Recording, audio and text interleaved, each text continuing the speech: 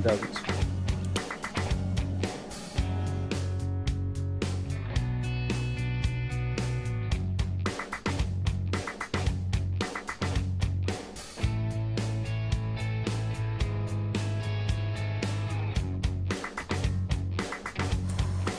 So we're doing another cylinder leak down test to verify our repair.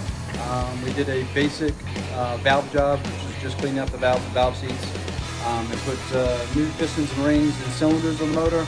Testing our repair, we're approximately 6 to 7% leak down. Originally we were at 65%. So for our budget build, I would say that this is completely acceptable.